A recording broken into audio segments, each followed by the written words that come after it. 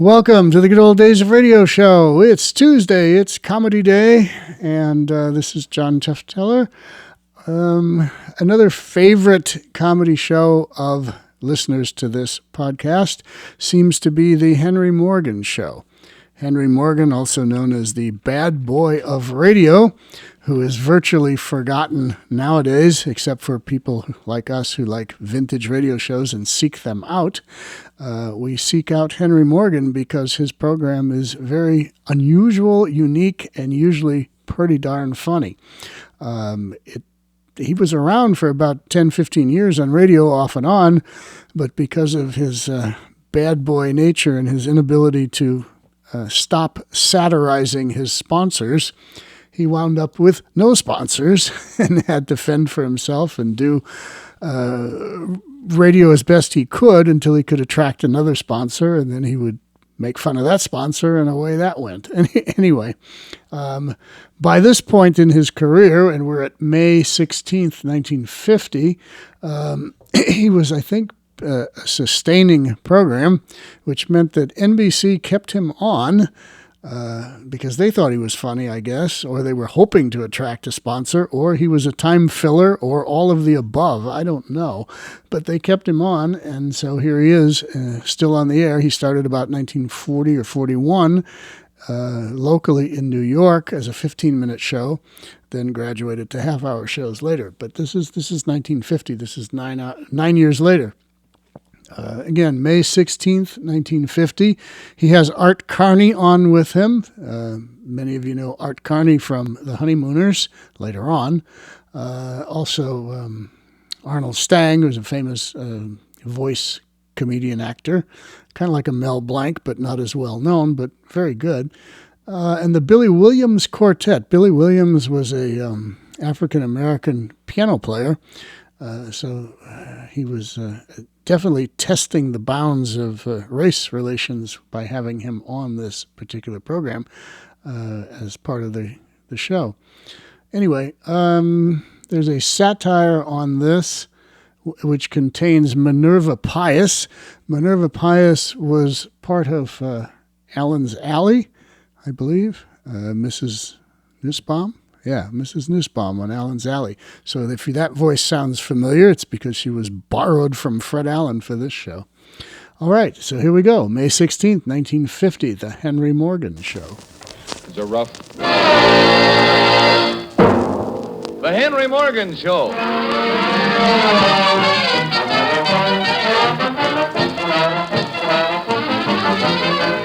Yes, The Henry Morgan Show with Arnold Stang, Art Carney, Minerva Pious, Milton Cadams and the orchestra, the Billy Williams Quartet, and me, Ed Hurley. And here is the star of The Henry Morgan Show, standing on his favorite corner in front of the cigar store. Good evening, anybody. Here's Morgan.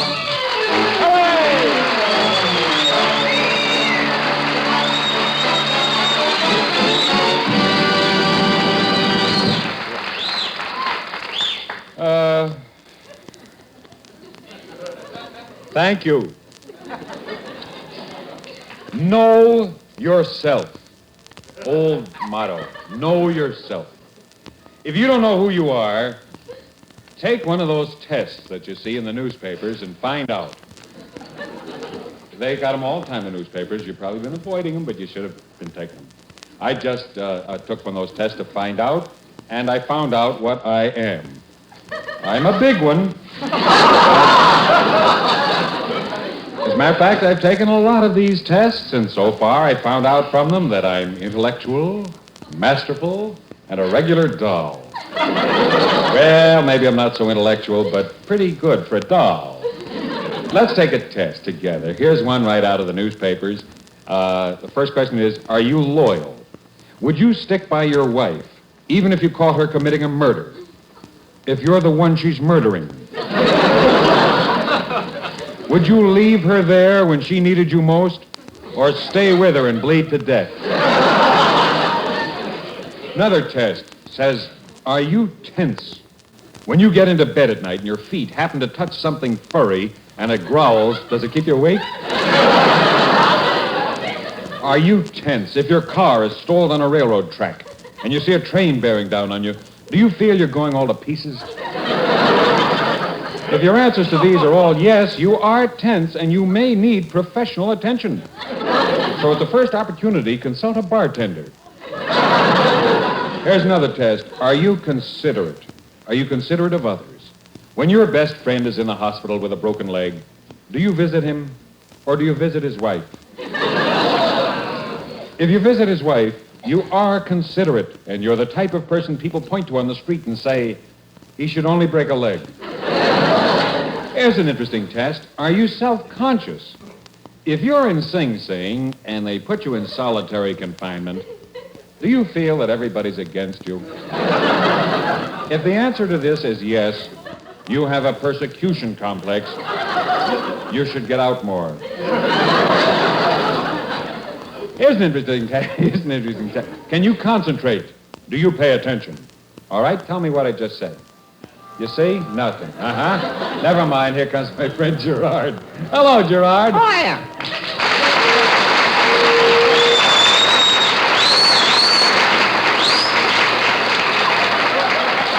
Well, Hank, happy Mother's Day. Why me? I'm not your mother. Big news. Well, nobody wishes a man happy Mother's Day. I'm just trying to be friendly. What are you starting an argument for? Sorry. Well, all right. It's nice of you to remember me on Mother's Day. Did you get your mother a present? No, I'm making up a telegram to send her. Oh, that's nice. I want it to sound kind of special, you know what I mean? Sure. Something poetic for my mother. You know, something that rhymes. Something that rhymes, sure. You know, like cat and rat. That's a good example. So I made up a poem. Want to hear it? Love to. Congratulations, dearest mother. For me, there won't be any other. We send you one kiss, then another. From me, my father, and my Uncle Harry. Your Uncle Harry. So kill me. I'm an only child. But it doesn't rhyme. You got mother, other, another, and then Uncle Harry. That's pretty good. I got 3 out of 4. No, it's not good. Okay. I guess I'll just have to sign it. Me, my father, and my brother. Yeah. Well, you haven't got a brother. Who's to know? Ridiculous. I tell you what, I'll help you make up a brand new telegram. Okay. Let's see. Happy Mother's Day, Mother dear. New. Big thinker. Well, you've got to say that. Yeah, what's wrong with congratulations, dearest mother? That's all right. All right, let's see. What's something original you can say to her? Something she knows but never really thought about. Let me see. I got it.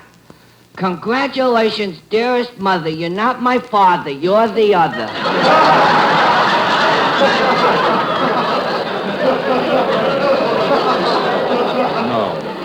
No. What I meant was something sentimental. Oh. Congratulations, dearest mother. For me, there won't be any other. We send you one kiss, then another. That's good. Wait a minute. That's the same as the first time. Telling you, Hank, no matter how you start, that's the poem that comes out. Yeah, I guess you're right. Well, just put in a signature for the last line. Okay. From me, my father, and my Uncle Harry. Gerard, why do you keep putting your uncle in? He's paying for the telegram. Well, but it spoils the whole sound. Even if it doesn't rhyme, make the last line personal. A message from you to your mother. Oh, a message, okay. Let me see. I got it. Good.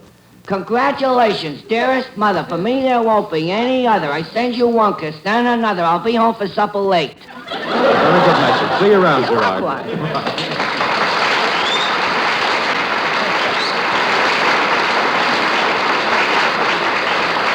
Hey, my mother said I should get places on time, and I'm due at the studio. Hey, taxi! Oh, taxi!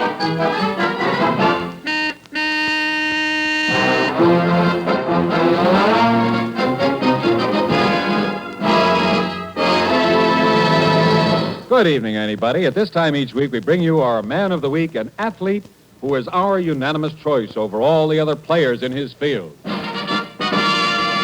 Tonight, he is none other than that celebrated baseball slugger, Pee Wee Carney, who is making such a name for himself with the Baltimore Gray Sox. And here he is, Pee Wee Carney.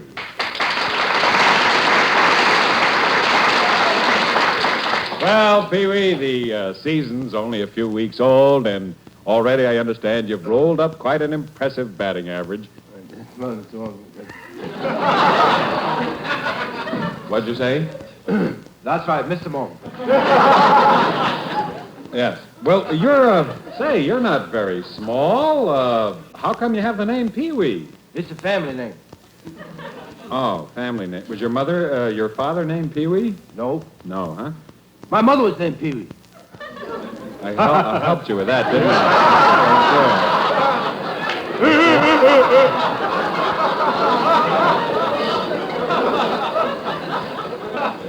Well, Pee Wee. Glad you got it straightened out. It wasn't your father, it was your mother, yeah.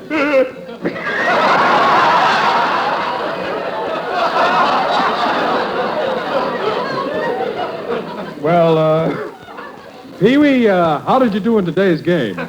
I come up to bat in the ninth inning with the bases loaded. Mm-hmm. What happened? Come on, Pee Wee, don't be modest. You know, what happened?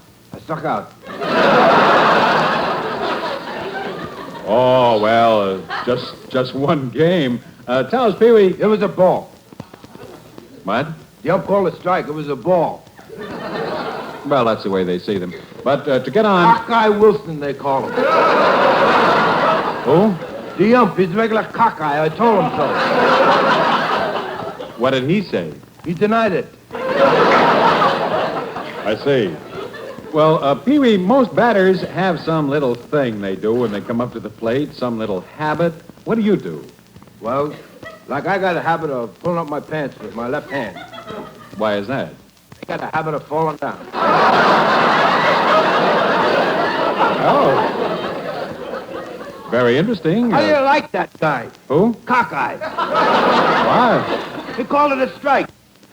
Yes. Well, Pee Wee, I suppose you're happy playing with the Baltimore Gray Sox. I guess the fans give you a big hand every time you come up to bat. Ah, Oh. they hate me in Baltimore. Well, I bet when you play your hometown, you get a big hand. Ah, Oh? Baltimore is my hometown. Well, Pee Wee, could you describe for us, at the plate, you know, your famous batting stance? Yeah, sure. Like this. Oh, I mean, describe for the radio audience. On you, like this. Well, we're on radio, you know. Oh, I get you. Like this.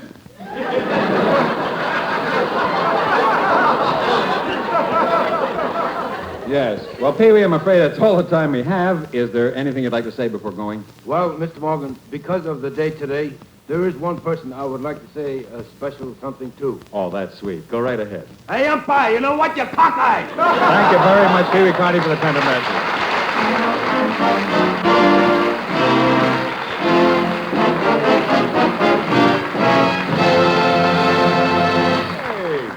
Here is the Billy Williams Quartet in that fine old spiritual Little David, Play on Your Harp.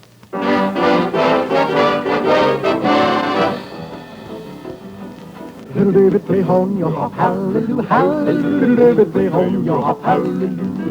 Little David, play on your harp, hallelujah, hallelujah. Little David, play on your harp, hallelujah. Little David was a shepherd boy, killed Goliath and he shouted for joy. Little David, play on your harp, hallelujah, hallelujah. Little David, play on your harp, hallelujah. Little David, play on your harp, hallelujah, hallelujah. Little David, play on your harp, hallelujah. Old Joshua was the son of Nun, never would stop till his work was done. Little David, play on your harp, hallelujah, hallelujah. Little David, play on your harp, hallelujah. Little David, play on your harp, hallelujah, hallelujah. Little David, play on your harp, hallelujah. I done told you once, told you twice, sinners in hell for shooting dice. Little David, play on your harp, hallelujah, hallelujah. Play on your harp, hallelujah.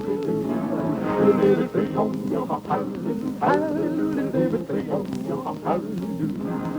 Little David, play on your harp, hallelujah, hallelujah. Little David, play on your harp, hallelujah.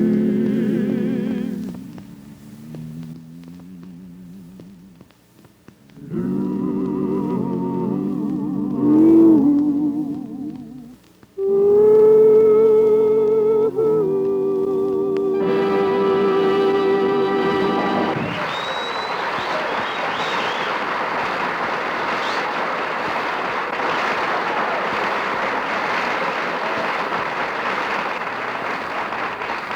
Ladies and gentlemen, in no other branch of the medical profession is there as much controversy as there is in psychoanalysis.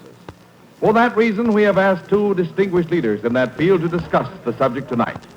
With us is Dr. Heinrich von Morgen of the University of Vienna, and his younger brother, an eminent psychiatrist in his own right, Dr. Willy von Morgen. Good evening, Dr. Heinrich von Morgen. Also? And Dr. Willy von Morgen. Also, Dr. von Morgen, I understand that the Freudian theory of psychiatry is rather incomplete. The attitude now being that the psychic mechanism does not center solely around the biological appetite. Yeah. Yes, what? Yeah, I got an appetite. But we're discussing the psychic mechanism. I know, but talking about that stuff makes me very hungry. And what about you, Dr. Willy von Morgen? I stick to Freud. Show off. But Heinrich, the biological appetite is the moment. Biological. It's the last time I take you downtown. Now, let it close up the ash can. Yeah, Heinrich. And take off the dirty tie you spritzed up with knackwurst. Yeah.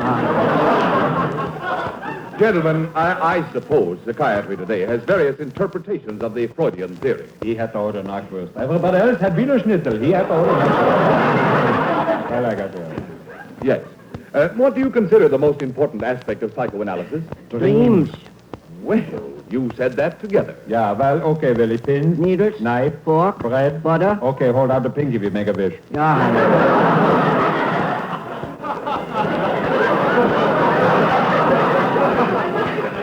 Willie, what did you wish? I wished I didn't eat that knackwurst. Serves you right. I told you not to stuff yourself. Eat a peppermint. Yeah. Well, now, since you're both from Vienna... And take off the spritzed up tie. You look like a schlab. Ask another question, mister. Yes. Well, did you happen to study... Look at the mustard on your lapel, you schlab. Yes, well, tell me, gentlemen, did you by any chance study under Freud? Nein, wir studied under Johann Krausmeier. You studied under him? Yeah, he had the office upstairs. He was a chiropractor. Yeah, and not always was easy to study because of the screaming that went on up there. Oh, screaming. Why? Lady patients. Remember, Willie, all the smacking and slapping that went on upstairs?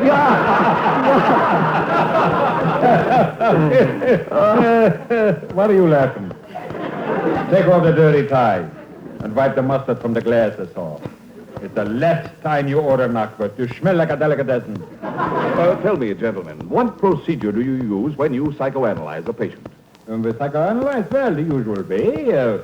They sit in a chair and I lay down on a couch. Oh, well, now that's strange. The usual way is for the patient to lie down and for the psychiatrist to sit. You see, Willie, I told you we was doing something wrong.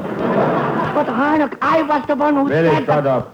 Otherwise, I tell everybody how Mama has to dress you in the morning. Yeah, Heinrich.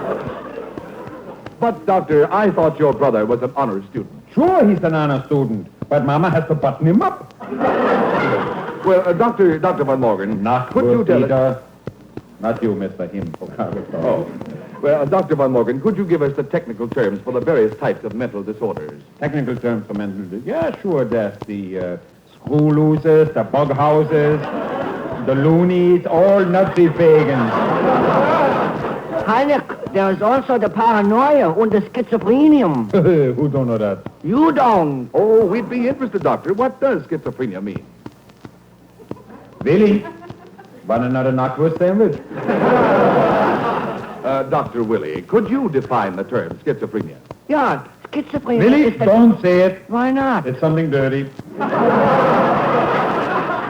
But, gentlemen... Come, Willie, get away from this dirty mouth here. You know something? He looks like Krausmeier, the chiropractor. He does. But, Doctor, that was a legitimate question. Tell it to Sweeney. But, Doctor, schizophrenia is the term that also covers dementia precox. Sticks and stones could break my bones, but names don't never hurt me. Come, Willie. Willie, I buy you a knackwurst sandwich. Yeah, Heinrich. Also, I get you sauerkraut. Yeah, Heinrich. Good night, Dr. Heinrich von Morgen and Dr. Willy von Morgen. Good night, dirty mouth. Also, I get you health and pepper. Oh, that's good, Heinrich. But, Willie, you will pay. Yeah, Heinrich.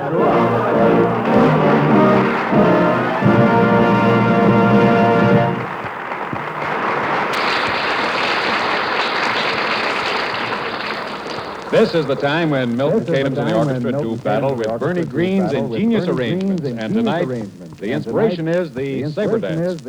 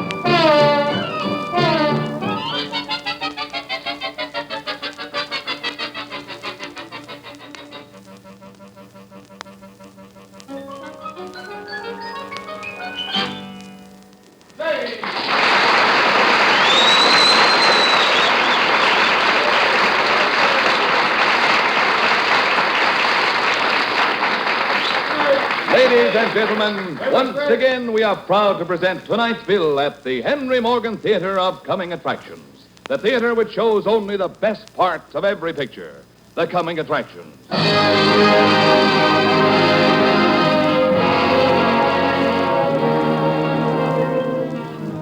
Coming, one, two, wed. Incredible! Unbelievable! They said we could never make a picture about life on Mars. So instead, we made one about Africa. Yes, Africa. Mysterious Africa. You were thrilled by Bring 'em Back Alive. You'll never forget the terrifying jungle scenes in Kwang, King of the Jungle. Now, see the most horrifying of them all. Bloombar, son of Mrs. Bloombar.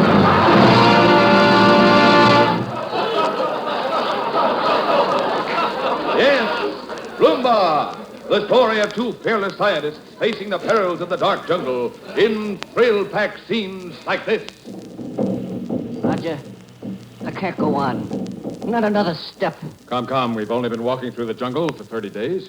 I can't stand it, I tell you, I can't stand it. Rain, rain, all the time, rain, rain. Look, George, look, the sun is coming out. Sun, sun, all the time, sun, sun. We can't turn back, George. We came here to find a specimen of the rare mosquito that carries the deadly Flangs disease. We'll be heroes to the scientific world if we can isolate this dangerous pest. Nay, I am prepared to be more than a hero, a martyr if necessary, for the good of humanity. Would you turn back from this great mission? Talk, all the time, talk. I can't stand it. I can't go another step. But, George, we're so near our goal. You're so right, Roger.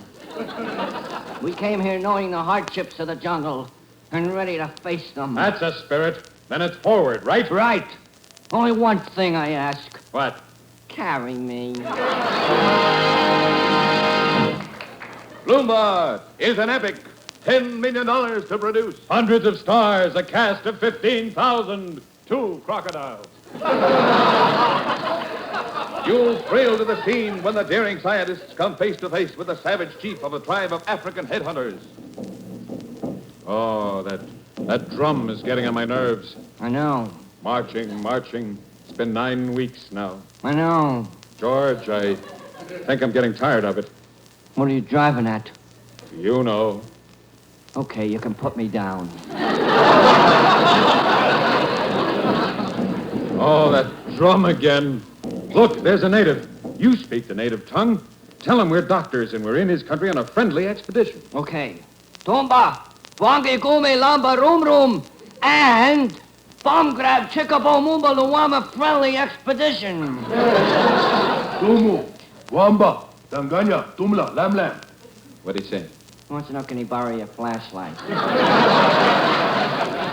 Well, tell him yes, and ask him if he can direct us to the native village of Lakabo. Okay. Neche Bwama Tumak Moshalu, Luwana Gume Twangi, Lakabo. Gumu, Lakabo. Gumu, Lakabo! Wamba, welcome, Lakabo. Never heard of it. Well, just tell him it's right at the mouth of the Bongo in the heart of Africa. Kuminichi Brahma Kral Africa. Africa. Wamba Lumba, Australia. Oh, that stupid dame at the travel agency. Lumba, breathtaking saga of the jungles of Australia. 5,000 wild savages and one beautiful woman. Yes, one woman in a tribe of 5,000 men. No wonder they were wild. Thrilled to the scene when the two scientists first see the beautiful blonde queen of the jungle. Look, in that clearing, that beautiful blonde woman on a pedestal. Yeah, look, the natives are all bowing down to her. Listen. They're chanting.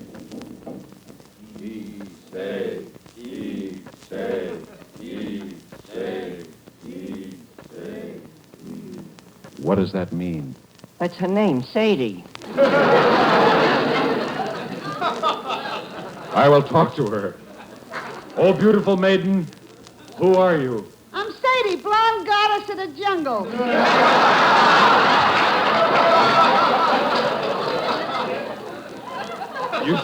You speak English?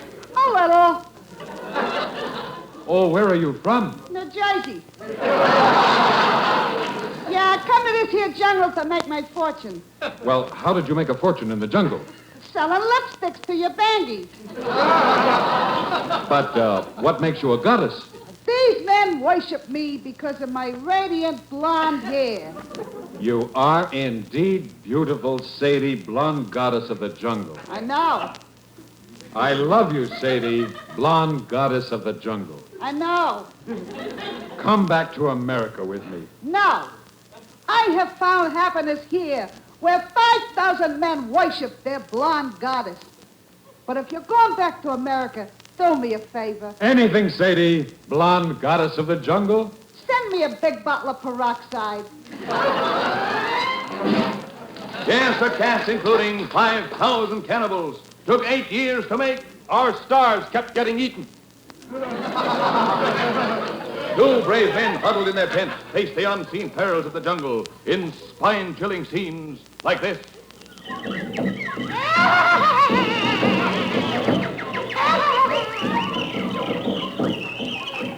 George, yes? Get another program.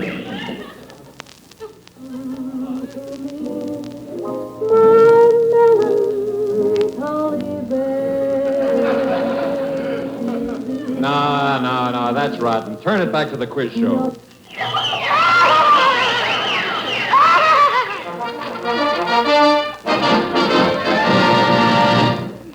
The scenes in the swamp were designed by John Glauber, landscape artist for the Veterans Housing Administration.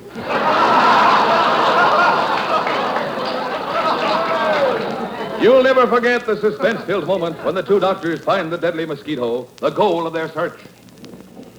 This is it, George. Right here in my hand. This is it. George, do you know what this is? It? That deadly mosquito that carries Flang's disease. Now, my greatest moment. I will carefully dissect the mosquito.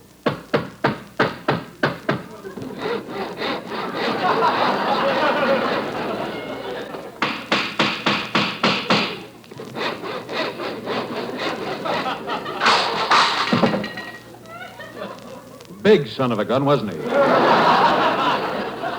All right, now we'll put it under the microscope. Ah, there he is, the fruit of 10 years of our work. Look, Doctor, look in the microscope. What do you say to that? Yuck.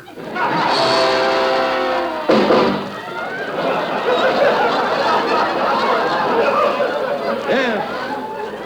Lumba, the story of two men who braved countless dangers and returned safely to civilization. Look, George, the Statue of Liberty. Yeah. The drum. The drum. I keep hearing it every minute of the day. I hear it. It's driving me mad. Yeah. George, we're back home. Back in New York. Yeah. Oh, for goodness sake, stop beating that drum. Steve Lumba, son of Mrs. Lumba. At the Henry Morgan Theater, come here, Chacha.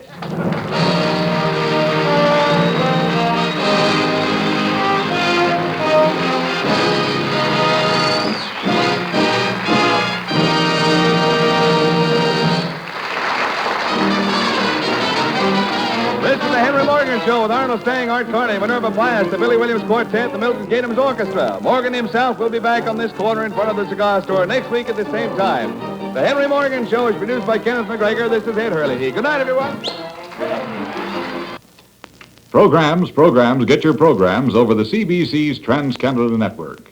Don't forget your favorite married couple, Wistful Vistas, Fibber McGee and Molly, in just 1 hour from now, with Harlow Wilcox and all the characters you know so well. Later tonight, of course, is Bob Hope, who keeps his audience as happy as schoolboys each Tuesday in his kibitzing with lovely songstress Doris Day. Above all, if you like music, don't forget Variety Time from CBC Vancouver. Tonight, spotlighting new singers from Edmonton and Winnipeg, together with Vancouver's own Wally Peters, king of the banjo. Henry Morgan came to Canadian listeners as a delayed broadcast through the National Broadcasting Company. This is the Canadian Broadcasting Corporation. They didn't do that in Canada. That was for the NBC in America. But that was a CBC, Canadian Broadcasting Company, rebroadcast of the Henry Morgan Show. I'm vaguely aware that they did this. I thought they did them live and just carried them live into Canada. But apparently at this point, which is 1950, they were recording the show. Good. That's how we get some of these things. And then rebroadcasting it. So they must have sent it either by transcription disc or sent it down the line, the phone lines, to the CBC in Canada, where they would then broadcast from there. Producer Daniel informed me after listening to my opening comments on this program about Henry Morgan not having a sponsor that he read an interview that was done with Arnold Stang when he was still with us. Obviously it wasn't done when he wasn't still with us.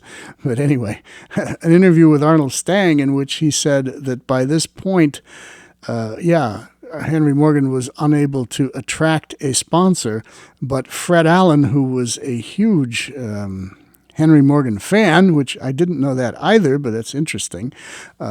Fred Allen actually was the one that was making sure that Henry Morgan stayed on the air on NBC, and apparently was footing the bill for the show. So it should have technically had commercials for Fred Allen, but by this point, Fred Allen was no longer on NBC radio. His last radio show was June of 1949, and this is 1950. I'm not quite sure what Fred Allen was doing at this point, except sponsoring the Henry Morgan Show, but that's apparently what happened. So interesting bit of radio trivia for you. All right, this is the Good Old Days of Radio show. We'll be back on Thursday and then back again next Tuesday with probably some more crazy comedy. Until then, this is John Teftiller saying thank you for listening. Make sure you tell all your friends to listen to these podcasts, and we will see you on Thursday.